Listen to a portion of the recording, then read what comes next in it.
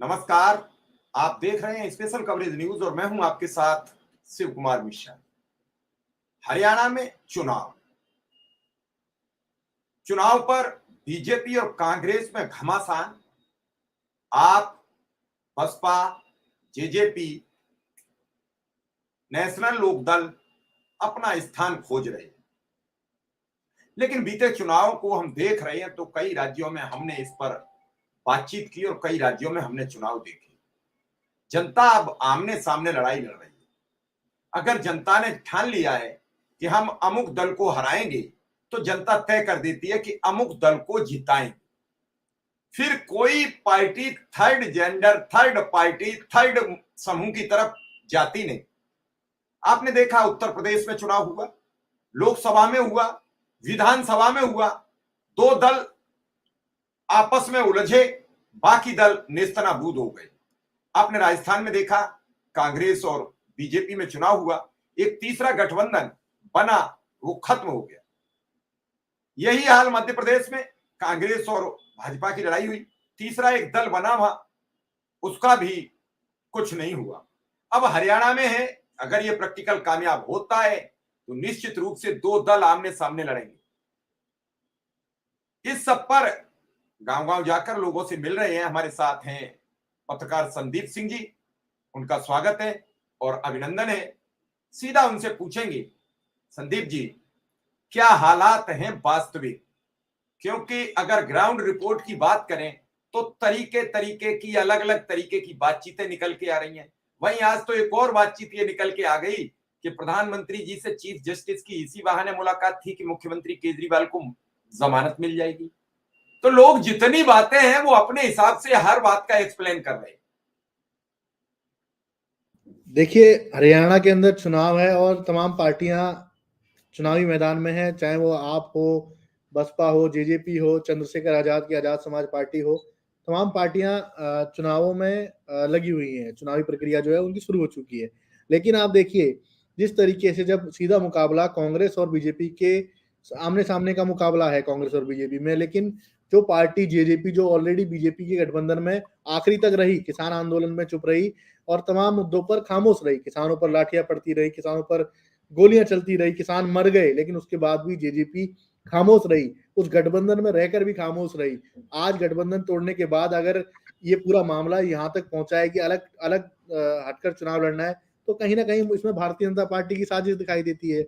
चौंकाने वाला मामला तो वो है, मैं आजाद समाज पार्टी के नेता चंद्रशेखर आजाद के बारे में कहना चाहूंगा कि इस पूरे मसले पर, इस मौके पर जब एक पार्टी बीजेपी के साथ थी, किसान आंदोलन पर चुप रही, और आप किसान, कमेरे, दलित की बात करते, आपने जेजेपी के साथ गठबंधन किस आधार पे किया? क्या दलितों के अंदर क्या संदेश देना चाहते थे? आखिर किस तरीके की राजनीति चंद्रशेखर आजाद आगे करना चाहते हैं, उस पर भी सवालिया निशान है। और रही बात बहुजन समाज पार्टी की, जो इनेलो से उनका गठबंधन हुआ है, क्या बहुजन समाज पार्टी हरियाणा के अंदर कोई वजूद रखती है? क्या, मैं ये नहीं कहना चाहिए कि हर पार्टी को चुनाव लड़ने का अधिकार है, लेकिन आज का जब वो दौर है कि संविधान बचाने की लड़ाई है, दलित, पीड़ित, शोषित, वंचितों को उनका हक दिलाने की लड़ाई है, अधिकारों की लड़ाई है, उन अधिकारों के बीच क्या ये बी टीम बनकर जगह जगह राज्यों में चुनाव लड़ना और उन चुनावों में छोटा मोटा जो दलितों के अंदर हेर फेर होता है उससे बीजेपी को फायदा होना, ये किस प्रकार की साजिश? मायावती हो, चाहे ये जेजेपी हो, या आप बात करें अरविंद केजरीवाल की पार्टी हो, कोई वजूद नहीं जहां पर माइनर सा वजूद, उसके लिए इतनी हाहाकार मचाना सिर्फ और सिर्फ बीजेपी को फायदा हो सकता है और कुछ नहीं। साफ दिख रहा है कि दीपेंद्र हुड्डा मैदान में है, कुमारी सैलजा मैदान में है, प्रदीप नरवाल मैदान में है, तमाम ऐसे लोग हैं जिनको आप देखिए सड़कों पर उतर के जिन्होंने संघर्ष किया 5-5 साल।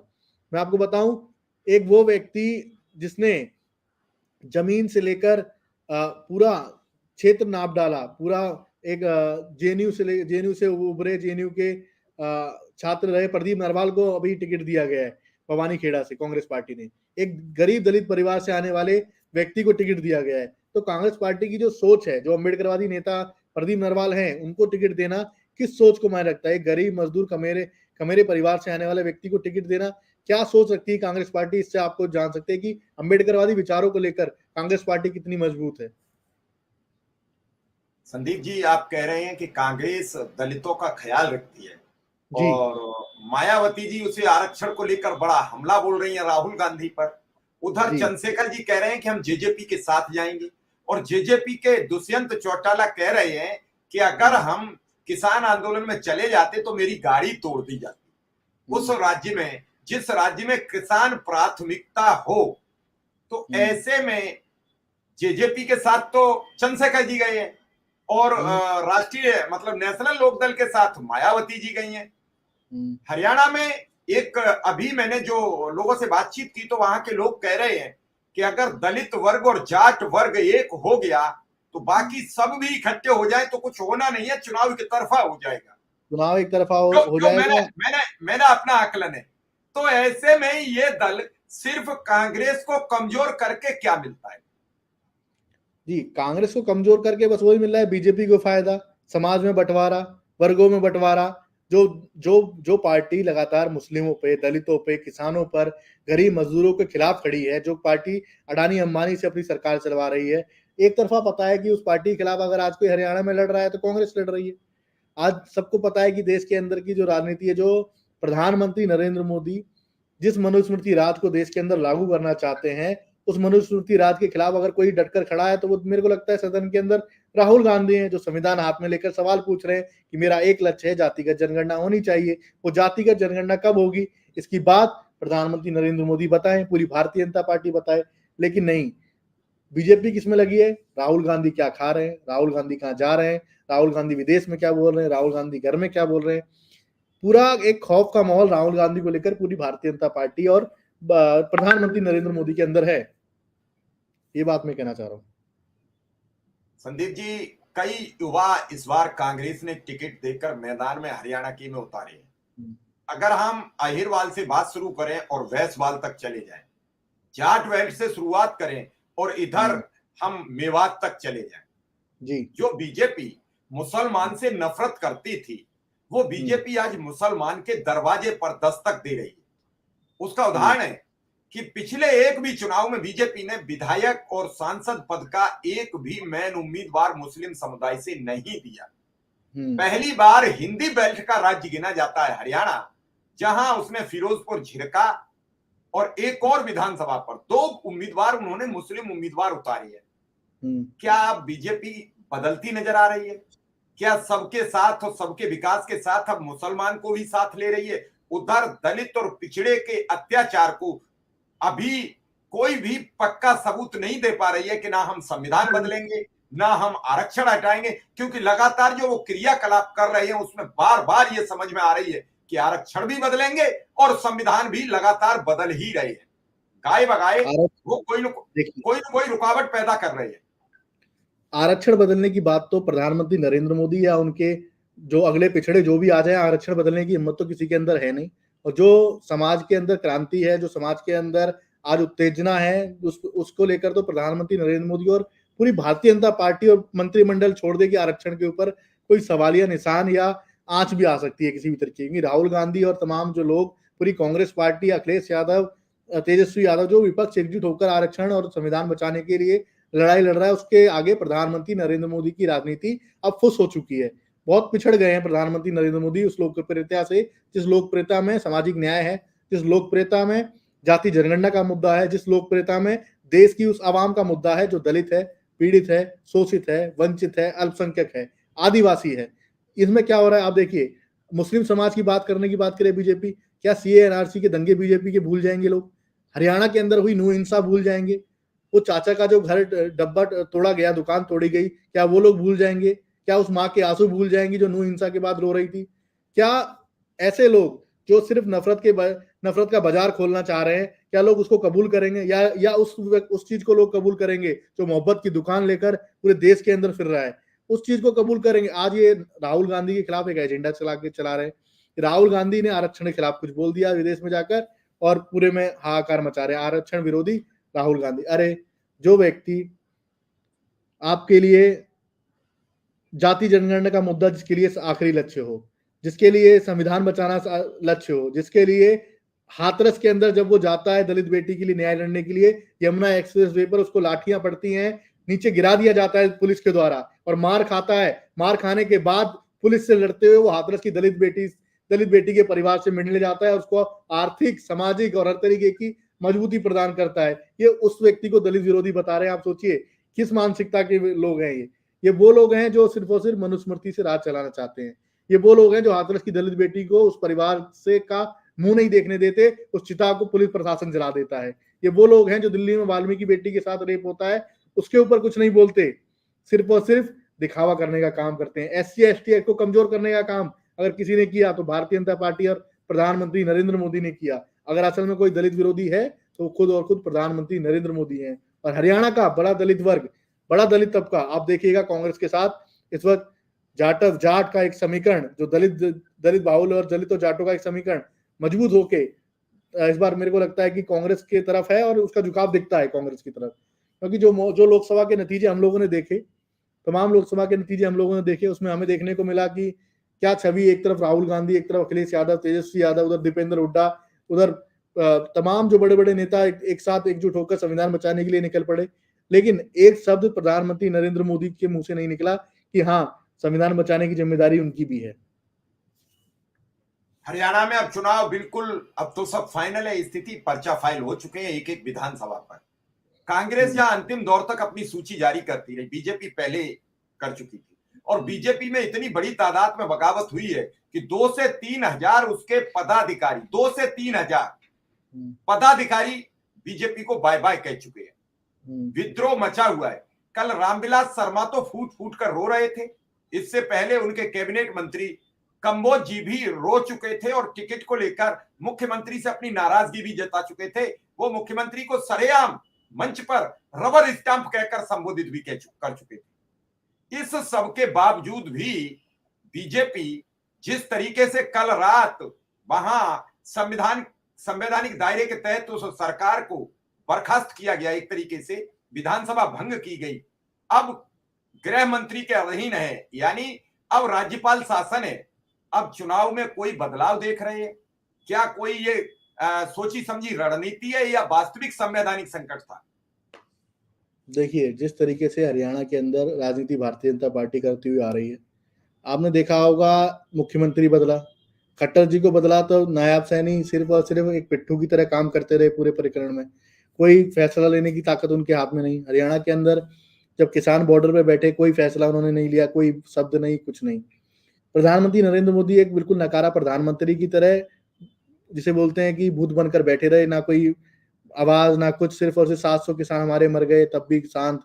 तो हरियाणा जो किसानों का गढ़ कहा जाता है, किसान राजनीति का गढ़ कहा जाता है, उसके बावजूद आप देखिए अभी जो विनेश फोगाट के साथ जो हुआ, अगर विनेश फोगाट वहां से मेडल नहीं जीत पाई, उनकी जो भी वजह रही हो तमाम, जो उसमें भी साजिश का एक हाथ लगता है, लेकिन उनको ट्रोल करने वाले कौन लोग थे? विनेश फोगाट को ट्रोल करने वाले अगर कोई थे तो प्रधानमंत्री नरेंद्र मोदी के वक्त थे। ट्रोल आर्मी थी, वही बीजेपी की ट्रोल आर्मी थी। देश की वो महिला जो इतना बड़ा सम्मान कमाकर ओलंपिक से लौटती है, उसको ट्रोल करने वाले लोग आपको मिल जाएंगे भारतीय जनता पार्टी के अंदर।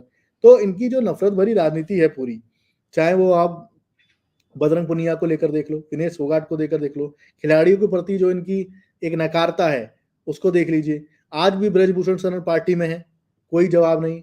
आज भी ब्रजभूषण शरण के लड़के को टिकट दे दी जाती है, सांसद चुन लिया जाता है, कोई जवाब नहीं। प्रधानमंत्री नरेंद्र मोदी सिर्फ और सिर्फ, वो अजय टेनी उधर, उनको सुप्रीम कोर्ट से जमानत मिल जाती है, कोई जवाब नहीं। प्रधानमंत्री, लोग कहते हैं प्रधानमंत्री नरेंद्र मोदी का इन सब चीजों में कोई हाथ नहीं है।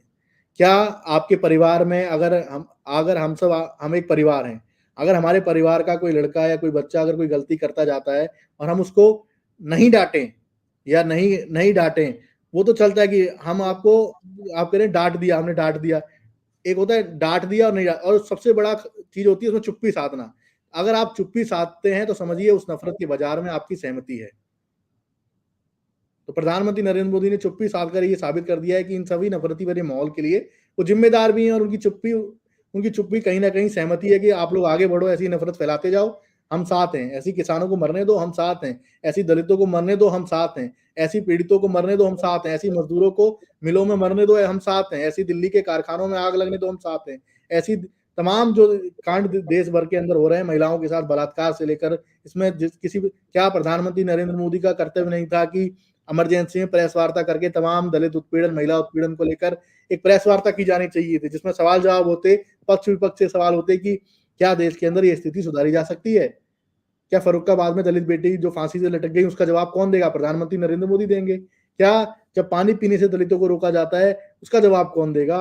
देश के अंदर घोड़ी चढ़ने से दलितों को रोका जाता है उसका जवाब कौन देगा? तो ये सारी चीजें दलित के लिए जातिवादी मानसिकता के साथ अगर कोई काम कर रहा है तो देश की ये एकमात्र पार्टी है भारतीय जनता पार्टी और मोदी सरकार है। इसका नुकसान उसे हरियाणा चुनाव में भी पूरे देखने को मिलेगा।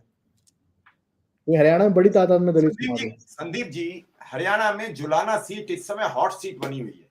जी जी, पूरे देश की निगाह टिकी हुई है। विनेश फोगाट पर क्या क्या आरोप नहीं लगे, क्या बिल्कुल। क्या सवाल नहीं हुए, क्या जी। क्या कहा नहीं गया, और ब्रजभूषण अभी भी बाज नहीं आए। हम्म, क्या वजह है कि बीजेपी महिलाओं के सम्मान पर फंस जाती है, नहीं बोलती, चुप्पी साध लेती है? क्या ये खास आपको अब तक आप जो देख रहे हैं लगातार समाज में, क्या है इसका असर? देखिए, ये वही वाली बात है कि मैं फिर कह रहा हूँ कि आप शुरुआत से समझिए। देश के अंदर अगर कोई संविधान को अगर कोई मिटाना चाहता है तो भारतीय जनता पार्टी है। संविधान मिटा के वो कौन सा राज लाना चाहती है? मनुस्मृति। और मनुस्मृति में क्या है? मनुस्मृति में सिर्फ और सिर्फ महिलाओं के खिलाफ पूरा शोषण का लेख लिखा हुआ है कि किस तरीके से महिलाओं को दबाया जा सके, किस तरीके से महिलाओं का विरोध किया जा सके, महिलाओं के अधिकार छीने जा सकें। तो सारी प्रक्रिया भी इसी बात का एक हिस्सा है। तो इन्हीं बातों को लेकर भारतीय जनता पार्टी आगे चल रही है। संदीप जी, लगातार जैसे कई विधायकों के टिकट काटे हैं बीजेपी ने, खुद रामविलास शर्मा रो पड़े, और भी कई बड़े बड़े चेहरे चुनाव से गायब रहे। क्या बीजेपी संकट में महसूस करती है, या हम सीधा आपसे सवाल करें, क्या नायब सिंह चौधरी भी, वो नायब सिंह सैनी भी अपना चुनाव हार सकते हैं?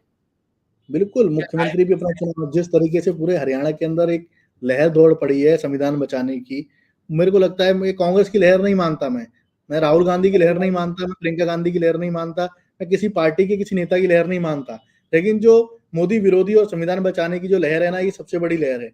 बिना सामाजिक आंदोलन के राजनीतिक आंदोलन या राजनीतिक क्रांति आप तय नहीं कर सकते। तो ये सामाजिक क्रांति है। सामाजिक क्रांति किसके लिए? सामाजिक क्रांति उसके लिए जो झोपड़ी के अंदर बैठ के अपनी लाइट का इंतजार कर रहा है, जो चाह रहा है कि एक उजाला इसके अंदर भी आए और उस दलित, पीड़ित, शोषित, वंचित के जो घर है वो भी जगमगाए। किससे जगमगाए? उनके अधिकार उनको प्राप्त हों। तो ये सामाजिक क्रांति है, इसमें किसी का योगदान नहीं है। भारतीय जनता पार्टी ने कांग्रेस को उखाड़ने के लिए 70 साल लगा दिए, लेकिन वो भारतीय जनता पार्टी कांग्रेस को हिला नहीं पाई। अगर कांग्रेस को किसी ने हिलाया तो सामाजिक आंदोलन ने, अन्ना आंदोलन ने। अन्ना आंदोलन को किस तरीके से पेड़ किया गया हो वो अलग चीज है, अलग विषय है, लेकिन हिला कौन पाया कांग्रेस को? सामाजिक आंदोलन। तो मैं कह रहा हूँ, कांग्रेस हो, कोई भी पार्टी हो, भारतीय जनता पार्टी अगर जड़ से कोई उखाड़ेगा तो ये सामाजिक क्रांति उखाड़ेगी। जब तक वैचारिक चोट नहीं पड़ेगी, जब तक किसी इस बात का कोई हल नहीं है कि भारतीय जनता पार्टी को केंद्र सरकार से, जब इनकी धर्म की राजनीति का जो तोड़ सिर्फ और सिर्फ जाती है, क्योंकि इनकी जो धर्म की राजनीति है उसमें सिर्फ इकोनॉमिकली आप देखेंगे, सिर्फ ऊपर की सिर्फ अपर कास्ट को ही इकोनॉमिकली संरक्षण प्राप्त है। नीचे की जातियों को, नीचे के लोगों को कोई भी किसी प्रकार का संरक्षण प्राप्त नहीं है, और ना ही उसको लेकर कोई भी सख्त कदम प्रधानमंत्री नरेंद्र मोदी की तरफ से या पूरी भारतीय जनता पार्टी की तरफ से उठाया गया है। संदीप जी, उत्तर प्रदेश में जब लोकसभा चुनाव चला तो लोग कहने लगे कि कांग्रेस कहां टिकेगी, सपा कहां टिकेगी। एक पत्रकारों का वर्ग था, वो रोज सुबह दिन निकलते 77 सीटें लोकसभा की दे देता था। सुबह से ट्विटर पे शाम तक 77 लोकसभा सीटें, 77 लोकसभा सीटें। हम लोगों से चर्चा करते थे कि संविधान और आरक्षण ने इतना एक मुकाम हासिल कर लिया है कि उत्तर प्रदेश के परिणाम चौंकाने वाले होंगे। हम उनसे चर्चा करते थे कि 45 से 50 सीटें इंडिया गठबंधन लेता दिख रहा है, तो वो हम पर तरह तरह के कमेंट करते थे, तरह तरह की बातें करते थे। हम उनसे कहते थे कि सहारनपुर जीत रही है, हम उनसे कहते थे कि बहुत कसमकस चुनाव होगा, मुरादाबाद जीत रहे हैं, रामपुर जीत रहे हैं, संभल जीत रहे हैं, आप बहुत सारी सीटों पर, फिरोजाबाद, बदायूं, बरेली, आमला, सब सीटों की हम चर्चा करते थे। आज वही स्थिति, वही संविधान, वही आरक्षण, वही सामाजिक क्रांति हरियाणा में कूद पड़ी है। वो चुनावी समाजवादी पार्टी और कांग्रेस ने नहीं लड़ा लोकसभा का। मैं फिर कह रहा हूं, लोकसभा का चुनाव राहुल गांधी की भारत जोड़ो यात्रा से निकली क्रांति ने लड़कर देश में एक अलग इतिहास रच दिया। आज लोगों में बीजेपी के खिलाफ नफरत है और उस नफरत को लोग चुनाव में प्रयोग कर रहे हैं। पहले ये जो नाराजगी थी वो चुनाव तक सीमित नहीं थी, चुनाव में उन्हें धार्मिक डोज दे दी जाती थी और उस डोज से एक्टिव हो जाती, लेकिन इस बार बदलाव की डोज है जो मानसिक घर कर चुकी है। वही हरियाणा है जहां कांग्रेस को खाता खोलना मुश्किल हो रहा था, आज वही हरियाणा है जहां कांग्रेस आधी लोकसभा सीटें ले गई, आज वही हरियाणा है जहां बीजेपी के उम्मीदवार गांव से दौड़ाए जा रहे हैं, आज वही हरियाणा है जहां उन्हीं के मंत्री कह रहे हैं कि हम तुमसे हाथ नहीं मिलाएंगे, मना कर रहे हैं। तो इन सब बातों के बावजूद भी हरियाणा के चुनाव में जनता की विरोध क्या बीजेपी झेल पा रही है? गांव-गांव आप जा रहे हैं, लोगों से बातचीत कर रहे हैं, लोग बड़े तादाद में विरोध करते नजर आ रहे हैं। संदीप जी, बिल्कुल। देखिए, आपने कहा कि जो इन्होंने पोल बताए थे उत्तर प्रदेश के और पूरे देश के कि क्या कितनी सीटें लोकसभा में आ रही हैं, तो पहले क्या होता था, पहले राजनीतिक पार्टियां एक पीआर कंपनी हायर करती थी अपना चुनाव लड़ने के लिए, पार्टियां अपने एक पीआर कंपनी चुनाव हायर करती थी अपना चुनाव लड़ने के लिए। लेकिन आज की तारीख में क्या है, आज की तारीख में पीआर कंपनी हायर करने की जरूरत नहीं है। भारतीय जनता पार्टी की पीआर कंपनी अगर कोई है तो वो गोदी मीडिया है, आज तक है, न्यूज 24 है, और क्या बोलते हैं एबीपी न्यूज है, तमाम ऐसे चैनल हैं जो अमीश देगवन, अमन चोपड़ा, सुधीर चौधरी जैसे तमाम ऐसे जैसे कहते हैं गोदी मीडिया के एंकर हैं, तो ये सारी चीजों पर वर्क करते हैं। तो पीआर कंपनी खरीदने की भारतीय जनता पार्टी को जरूरत नहीं पड़ती। तो ये सारी चीजें आप देखिए किस तरीके से हैंडल की जाती हैं भारतीय जनता पार्टी के अंदर। भारतीय जनता पार्टी तो चाहती है किसी तरीके का षड्यंत्र लगातार होता रहे और हम, लेकिन आपने कहा कि हरियाणा में डर चुके, तो मैं जाहिर सी बात कहता हूँ, ये जितने ही मामले हैं किसानों के, विनेश फोगाट के, चाहे वो तमाम खिलाड़ियों से जुड़े हुए हों, दलितों के मामले, इन सभी मामलों को लेकर भारतीय जनता पार्टी डर चुकी है, मोदी सरकार पूरी डर चुकी है। और हरियाणा में मैं आपको बता रहा हूँ 70 से ज्यादा सीटें इस बार मेरे को लगता है संविधान बचाने वालों के हित में जाने वाली हैं। तमाम जो समीकरण हैं वो बदलते हुए दिखाई दे रहे हैं। आप ग्राउंड पे जब किसानों से बात करेंगे तो लोग कह रहे हैं कि हुड्डा आवेगा और इस बार सरकार बनावेगा। मतलब हरियाणा की भाषा में लोग, जनता जो बात कर रही है, मतलब नॉर्मल बात बता रहा हूँ, कि लोग कह रहे हैं कि 3000 पेंशन नयाब सिंह सैनी देंगे, तो लोग कह रहे हैं हुड्डा आवेगा और 6000 पेंशन देगा। तमाम ऐसी बातें हैं जो हरियाणा के अंदर फैल रही है। हरियाणा के रिजल्ट आपको पता लग जाएंगे और अभी देखिए आप किस तरीके का समीकरण बनता है। लगातार हरियाणा से कंपैरिजन किया जा रहा है, लोग सवाल कर रहे हैं अखिलेश यादव को लेकर, लोग सवाल कर रहे हैं केजरीवाल को लेकर। आम आदमी पार्टी की क्या वहां फिलहाल हैसियत नजर आ रही है, जो आम आदमी पार्टी अंतिम समय तक तो क्या इसके उम्मीदवार कर पा रहे हैं? मुझे लगता है कि कहीं ना कहीं गठबंधन अगर 1-2 सीटों पर हो भी जाता तो कोई बुराई नहीं थी, अगर होना चाहिए तो हो जाए, क्योंकि दिल्ली में भी चुनाव है, तो दोनों पार्टियां किस तरीके से एक दूसरे के, जब राष्ट्रीय स्तर पर गठबंधन है तो हरियाणा में 1-2 सीट देने से या दिल्ली में कुछ फिर बदलाव होने से कोई ज्यादा बड़ी बात नहीं होती, कुछ ना कुछ तो समीकरण बदलते। लेकिन मुख्य बात यही है कि क्या शीर्ष नेतृत्व चाहता है, क्या राहुल गांधी की उस पर सहमति थी, और क्या किन लोगों ने उस गठबंधन होने से रोक दिया।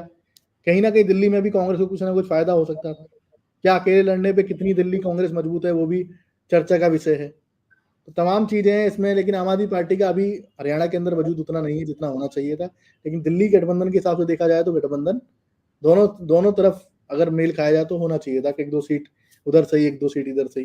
सरकार तो बनने से कोई रोकने वाला है नहीं, मुझे जिस हिसाब से आसार दिख रहे हैं। हरियाणा में संविधान बचाने वालों की सरकार आ रही है।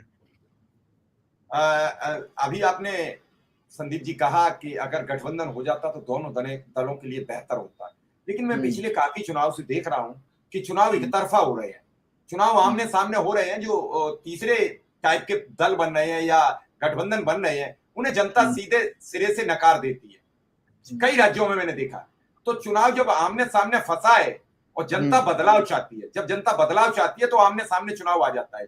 जैसे आपने दिल्ली में देखा कि चाहते हुए भी कांग्रेस कुछ नहीं कर पाती है, चुनाव बीजेपी बनाम।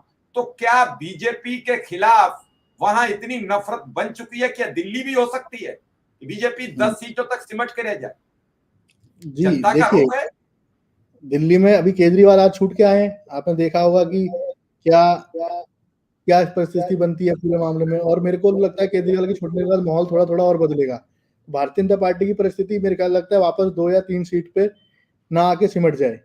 ये भी कोई मतलब छोटा विषय नहीं है। जब आप बात करते हैं कि क्या हो सकता है। तो क्या हो सकता है कि इस बार दिल्ली में चुनाव होगा, बड़े-बड़े लोग चुनाव में उतरेंगे, चीज़ें बदलेंगी, किस तरीके से बदलती हैं वो अलग विषय है। लेकिन भारतीय जनता पार्टी का जो पलड़ा है, वो मुझे इस बार और ज़्यादा मतलब कमजोर। कमज़ोर दिखाई दे रहा है। आप आ, जिस तरीके से आप दिल्ली के समीकरण देखेंगे ना कि दिल्ली में जो कास्ट का है कास्ट का समीकरण है और तमाम जो समीकरण है वो इस वक़्त पूरी तरीके से बीजेपी के खिलाफ हैं। आ, आ, संदीप जी, चुनाव को लेकर आप जिस हिसाब से हिम्मत और हौसले की बात करते हैं, अगर वहां चुनाव के परिणाम जैसे अभी आपने कहा 70 सीटें भी कांग्रेस जीत सकती है, इस हिसाब से वहां अभी तैयारी और बैटिंग चल रही है।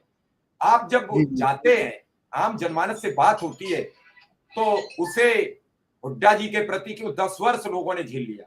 हरियाणा में अक्सर 5 साल 10 सालें सरकारें रही हैं, लेकिन वहीं के लोग सीएम रहे। इस बार जी, जी। बाहर के सीएम बने, मतलब बाहर के मनोहर लाल खट्टर एक अलग समुदाय से आए, एक जाति से आए। नायब सिंह सैनी को भी इसी तरीके से लाया गया, जाट बना मन। मेरे कहने का आपसे एक सवाल है कि अगर उत्तर प्रदेश के जाट से मोहब्बत है बीजेपी को, राजस्थान के जाट से मोहब्बत है बीजेपी को, फिर हरियाणा के जाट से नफरत क्यों?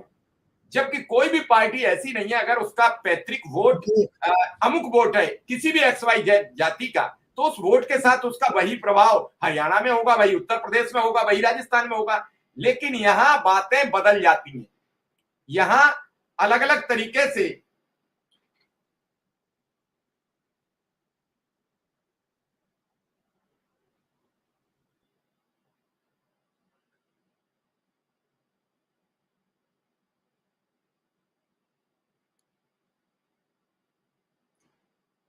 जी, जी, करिए कंटिन्यू आप। तो मैं आपसे एक और सवाल पूछना चाहता हूं। दिल्ली जी, जी। विधानसभा का चुनाव आ रहा है, युवा है, जी, चुनाव में क्यों नहीं आ रहे हो? कांग्रेस लगातार युवाओं को मैदान में छोड़ रही है। जी, जी। देखिए चुनाव लड़िए, प्रयास चुनाव जारी है लड़िए, अपने चुनाव लड़िए, दलितों को न्याय दिलाइए। जो व्यक्ति आज भी गरीब का बेटा था वो आज भी वहीं खड़ा है, मजदूर के जी, बेटे जी। को आज भी न्याय नहीं मिला है। मैं देख रहा जी, हूं, जी। आपको एक जानकारी बता दूं कि उत्तर प्रदेश में बड़ी तादाद पर प्राइमरी स्कूल बंद किए जा रहे हैं। आपके बड़े काम की हुँ, बात है। गांव में गरीब मजदूर तबके का व्यक्ति रहता है जिसका बेटा प्राथमिक विद्यालय से पढ़कर कहीं कुछ करने निकलता है। जब हुँ, प्राइमरी स्कूल बंद हो जाएंगे, 27,964 प्राइमरी स्कूल बंद किए जा रहे हैं। हुँ। अब 27,964 मजरा और गांव के विद्यालय बंद हो जाएंगे, तो उन गांव बड़ा के विषय है। गरीब के बच्चे शिक्षा से विहीन हो जाएंगे। यानी भाजपा का एक मकसद है कि शिक्षित मत बनने दो, शिक्षित बनेंगे तो सवाल करेंगे। जबकि हमारे बाबा भीमराव अंबेडकर कहते थे शिक्षित बनो और अधिकार लो। ये कहते हैं शिक्षित मत बनो तो अधिकार मांगोगे नहीं। जी, जी। मेन यही दिल्ली है में कि किसी भी तरीके से दिल्ली सत्ता में में आने से चुनाव रोका है, दिल्ली में चुनाव है, क्या तैयारी है आपकी? मेरा आपसे सीधा सवाल है। देखिए जो अभी तो डॉक्टर बाबा साहब अम्बेडकर के विचारों को लेकर जो प्रक्रिया संघर्ष जारी है उसी चीज़ को लेकर अगर लेकिन जो जनता अगर चाहेगी तो दिल्ली विधानसभा चुनाव में मैं आपको इस बार ज़रूर चुनाव लड़ते हुए दिखाई दूँगा और मैं पूरी सहमति से इस बात को कहना चाहता हूँ आपके इस चैनल पे कि दिल्ली विधानसभा का चुनाव में इस बार आप मुझे ज़रूर ज़मीन पर देखेंगे और तमाम जो दलितों के मुद्दे हैं, पीड़ितों के मुद्दे हैं और गरीब मज़दूरों के मुद्दे हैं, उनको लेकर मैं दिल्ली विधानसभा चुनाव में उतरूँगा। एक बड़ी पदयात्रा के साथ मैं ये शुरुआत करने जा रहा हूँ और करावल नगर विधानसभा से शायद मैं इसकी शुरुआत करूँ और आप देखिएगा एक बड़ी मजबूती के साथ मैं शायद दिल्ली विधानसभा में चुनाव में उतरूँ। आपने लोकसभा के चुनाव में कन्हैया कुमार के चुनाव में बड़ी वो मेहनत मेरे की। यहाँ लोकसभा से चुनाव लड़े। करावल नगर विधानसभा में कई बार आप दिन और रात एक किए रहे। मेरी बात भी नहीं हो पाई, उस समय मैंने काफी प्रयास किया अरे आपसे बातचीत बड़ा का। व्यस्तता थी उस वक़्त। और अब आप वहां से उम्मीदवार की तैयारी उम्मीदवारी की कर रहे हैं। चुनाव जल्दी सर पर है, कब हो जाए कोई भरोसा नहीं। मेरा अनुमान जी, है जी। कि महाराष्ट्र झारखंड के साथ दिल्ली का भी ये चुनाव कराएंगे। जी, जी। सिर्फ इसलिए रुका हुआ है कि बिहार के मुख्यमंत्री नीतीश कुमार अड़े हुए हैं कि हुँ। महाराष्ट्र, दिल्ली और झारखंड के साथ बिहार का भी चुनाव करा दिया जाए। जी, इसी जी। के चलते टालम टोल जारी है। बीजेपी हुँ, यहां इस प्रयास में है कि अगर हरियाणा में हम कुछ अपना ठीक ठाक अंक कर ले तो हम हुँ। अन्य राज्यों में चुनाव में चले जाए। बीजेपी जी। हरियाणा से बेदखल होने जा रही है। जम्मू कश्मीर में उसका कुछ बनेगा नहीं, तो दोनों का सिफर आएगा। अगर बीजेपी 4 का इकट्ठा कराती और 4 का सिफर जाता तो देश में संदेश बड़ा चला जाता। जी। वो धीरे-धीरे चुनाव कराएगी।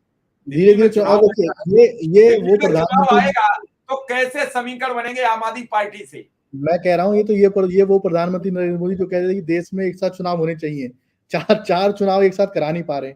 पूरे देश में एक देश एक चुनाव की बात करने वाला व्यक्ति पूरे 4 राज्यों में एक साथ चुनाव कराने से डर रहा है। आप सोचिए, तो ये एक देश एक चुनाव क्या किस हैसियत से बोलते हैं? तो उनके दिमाग की जो क्रोनोलॉजी है, वो बायोलॉजिकल व्यक्ति हैं, उनको क्या कोई बताए? उनके सीधे भगवान से संपर्क है। बाकी आपका बहुत बहुत शुक्रिया मुझे यहाँ पर आमंत्रित करने के लिए, और ये चर्चा बहुत अच्छी रही। मैं तो ये कहूंगा कि लगातार हम इसी तरीके की चर्चा करते रहें, बिल्कुल और तमाम जो मुद्दे हैं उनको हम लेकर आते रहें आप इसी तरीके से।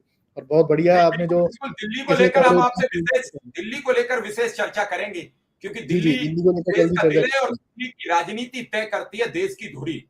और जिस हिसाब से पिछले काफी समय से दिल्ली हतोत्साहित है, दिल्ली अच्छी सरकार चुनती है, लेकिन द्वंद्व इंदु में फंसकर दिल्ली को कुछ हासिल नहीं हुआ। एक दूसरे के सर पर ठीकरा फोड़ने से काम नहीं चलेगा। जनता वर्क चाहती है, जनता काम चाहती है। ये कह के आप नहीं बच सकते कि मोदी जी मुझे काम नहीं कर सकते, करने देते, जी जी, और मोदी जी ये कह के नहीं छूट हाँ, सकते। सफाई देने से कुछ होता नहीं है। तो इस समय दिल्ली को एक अच्छी सरकार की जरूरत है। 15 वर्ष के शासन को दिल्ली के लोग आज भी याद करते हैं, जो शीला दीक्षित जी का था। विकास हुआ दिल्ली में, विकास तभी का है। और आज दिल्ली बाट जो रही है, तो आपको मेरी शुभकामनाएं हैं कि दिल्ली के चुनाव में उतरे, दिल्ली की जनता के साथ जुड़े, जी जी, और दिल्ली की जनता को एक अच्छा नुमाइंदा चुनकर भेजे, उससे उसकी मदद हो। आपका बहुत बहुत आभार, बहुत बहुत धन्यवाद। धन्यवाद संजीव।